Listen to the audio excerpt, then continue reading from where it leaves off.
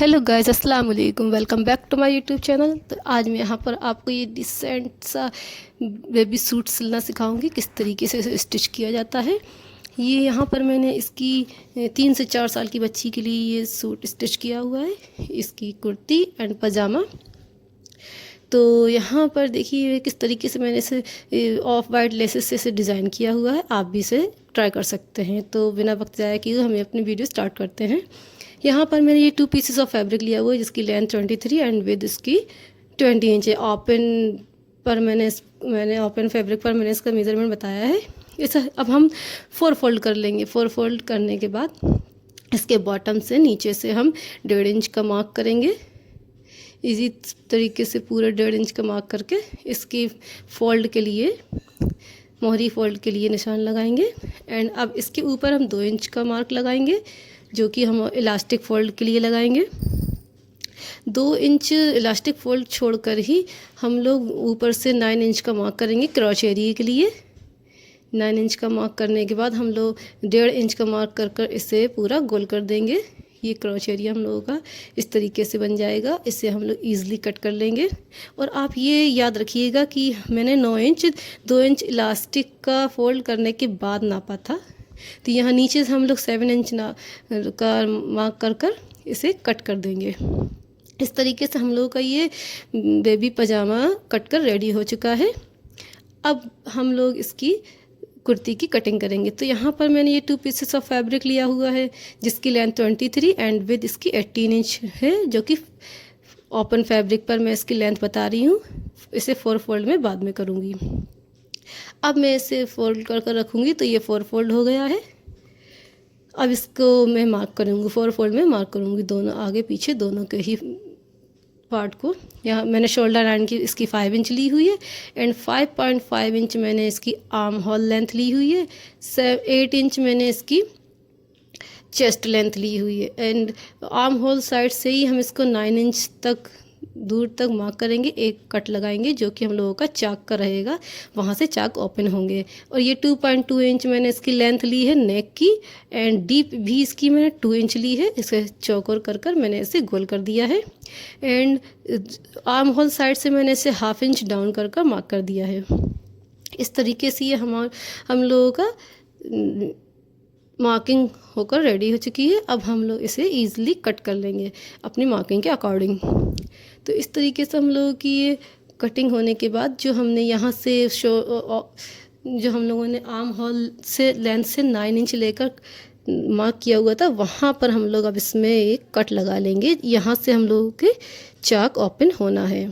ये हम लोगों की निशानी है। तो इस तरीके से हम लोगों का ये कट हो चुका। अब हम इसका बैक पार्ट अलग करेंगे। एंड फ्रंट पार्ट का नेक थोड़ा डीप होता है, तो इसलिए इसको 1 इंच और ज़्यादा करेंगे। इससे इसका फ्रंट नेक 1 इंच डीप कर इसकी आर्म होल को भी हम हल्का डीप करेंगे। तो इस तरीके से देखिए स्क्रीन पर शो हो रहा है। इसी के अकॉर्डिंग आपको भी करना है। आप भी इसे बनाइए। बहुत ही इजी वे में समझा रही हूँ। और अगर आपको कुछ समझ नहीं आता है तो प्लीज़ मुझे कमेंट करिएगा, बट मुझसे जुड़े रहिए। तो इस तरीके से ये मेरे पास ज़्यादा फैब्रिक नहीं था, तो मैंने बिल्कुल छोटी छोटी सी इसकी स्लीव्स बनानी है। तो यहाँ पर मैंने 2 पट्टी ले ली थी। 14 इंच लेंथ है जिसकी, और 3 इंच इसकी विड्थ है। तो इस तरीके से हमने इसे 4 फोल्ड कर रख लेना है। और इसे हल्का सा गोल कर आगे से मैंने कट नहीं किया है, इसमें शो नहीं हुआ है, बट मैंने कट किया था। तो आगे से इसे 2 इंच थोड़ा सा कम कर कट कर देना है। इस तरह अब ये मुझे आगे से फ्रंट्स का थोड़ा ओपन रखना है, तो 2 इंच कट लगाकर मैंने एक पट्टी लगाकर सिलाई कर ली है। 2 इंच का कट कर पट्टी पर भी कट कर मैंने इसे सिलाई कर इस तरीके से पीछे से हम इसे फोल्ड कर देंगे। ये फोल्ड होने के बाद कुछ इस तरीके का दिखेगा। अब हम लोगों ने इस पर जो लेस लगानी है वो इस तरीके से दिखा रही हूँ मैं। इस तरीके से मैंने इसे लगा लिया, बट आप इसे इस तरीके से रख कर इसे आप पिन कर देंगे और फिर उसके बाद सिलेंगे तो ये ईज़िली सिल जाएगा। इसको सिलने के बाद जो ये आगे के कोने निकल रहे थे, मैंने इसे इसके नेक के अकॉर्डिंग कट कर दिए, हल्के हल्के जो निकल रहे थे, तो ये इस तरीके का दिखने लगा। अब मैंने इसकी शोल्डर लाइन जोड़ ली है।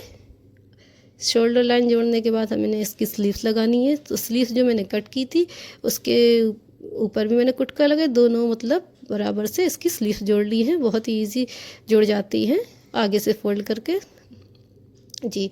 अब हम इसका नेक लाइन बनाएंगे। तो नेक लाइन बनाने के लिए मैंने इस पर बहुत और कपड़ा लगाना पड़ता है। अगर आपको ये समझ नहीं आता है और कपड़ा तो आप मुझे कमेंट करिएगा, मैं इसके लिए अलग से दूसरी वीडियो बना दूंगी। तो और कपड़ा काट कर मैंने इसको आगे से हल्का हल्का आधा इंच दोनों तरफ से छोड़कर मैंने इसे सिल लिया है। एंड उस पर सबसे मस्ट होता है इसमें कट लगाना। तो मैंने इसकी सिलाई तक कट लगा दिए हैं। एंड उसके बाद मैंने इसे इस तरीके से फोल्ड कर कर पूरा स्टिच कर देना है। तो ये बहुत ही फिनिशिंग से हमारा ये नेक बनकर रेडी हो गया है। बहुत ही अच्छा बनता है, आप देखिएगा। तो इस तरीके से जहाँ मैंने ये कट लगाया हुआ था वहाँ तक मैं इसे 1-1 इंच पर पूरी मैं इसे सिलाई कर दूँगी। दोनों साइड फिटिंग की सिलाई लगा दूँगी। ये देखिए इस तरीके से हमारी ये सिलाई लग चुकी है। अब हम लोगों ने क्या करना है, मेरे पास कुछ लेसेस पड़ी रहती हैं, तो इसी तरीके से मेरे पास एक लेस पड़ी हुई थी, वो ऑफ वाइट कलर की फ्लावर लेस। तो मैंने देखा कि उसमें इस पर डिज़ाइन कर दूँगी उससे। तो ये मैंने दामन पर इसके 3 इंच ऊपर दामन पर मैंने चॉक से मार्क कर लेना है और इसको स्टिच कर देना है। ईज़िली हो जाएगा और ये देखने में और भी ज़्यादा डिसेंट लगने लगेगा और भी ज़्यादा ब्यूटीफुल लगने लगेगा। तो इस तरीके से हम लोगों ने इसे स्टिच कर देना है। इसकी सिलाई लगा देंगे हम। अब इसके बाद हम लोगों ने क्या करना है, इसके चॉक फोल्ड करना है। एक तरफ से हम लोग चॉक फोल्ड करेंगे तो फिर ये चारों तरफ के ही हो जाते हैं। पूरा हम लोग इसे चॉक पर सिलाई लगाकर पूरा रेडी कर लेंगे। तो इस तरीके से हम लोगों की ये कुर्ती बनकर रेडी हो जाएगी, जो कि 4 से 5 साल की बच्ची के आराम से आ जाएगी। और बहुत ही अच्छी रहती हैं ये कॉटन, बट मैंने लूज़ सिली है क्योंकि ये बच्चों पर कपड़े थोड़े लूज़ ही अच्छे लगते हैं। तो ये देखिए इस तरीके से इसकी नेक भी बहुत ही ब्यूटीफुल लग रही है। एंड इसका दामन भी मैंने बहुत अच्छे से रेडी किया हुआ है, आप भी कर सकते हैं। तो अब मैं इसका पजामा जो मैंने काटी हुई थी वो पजामी से लूँगी। इसके क्रॉच एरिया को मैंने इस तरीके से सिल लिया है। सिलने के बाद हम लोग इसको इस तरीके से ओपन करेंगे, इसके क्रॉच एरिया को मिला देंगे। इस तरीके से ये दिखेगा। तो अब हम लोग इसे नीचे की बॉटम जो है फोल्ड करेंगे।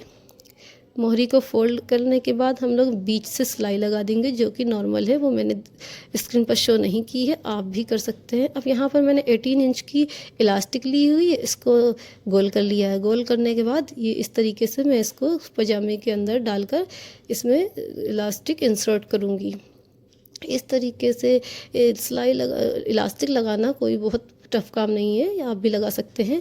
बस ध्यान में ये रखना है कि इलास्टिक के ऊपर सिलाई ना लग चले और हम लोगों की जो है सिलाई कपड़े पर चले। और ईज़िली धीमे धीमे धीमे धीमे करके लगा लेंगे। जहाँ कपड़ा इकट्ठा हो तो इलास्टिक खींच ले और कपड़े को पीछे पीछे अच्छे से कर दे। बहुत ही ईजी वे में ये लग जाएगी।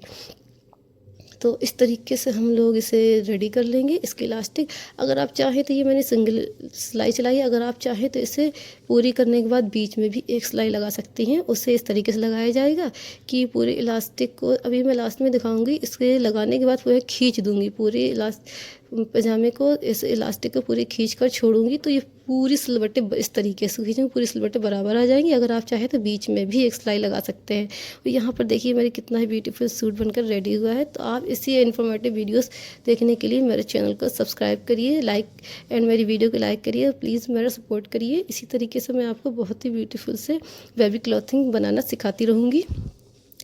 तब तक के लिए आप मेरे बेल आइकन को भी प्रेस कर दीजिए। और इसी तरीके से मैं इतने ही डिसेंट से ब्यूटीफुल से सूट बनाना सिखाती रहूँगी। सो सपोर्ट मी गाइस। तो सपोर्ट मी गाइस। इसी तरीके से देखिए मैंने पजामा भी बहुत ही इजी वे में रेडी किया हुआ था, तो आप भी इसे रेडी कर सकते हैं। आपको किसी भी तरीके की क्वेरी हो तो प्लीज़ मुझे कमेंट करके बताइए, बट मेरे चैनल को ज़रूर विज़िट करिए। Thank you guys.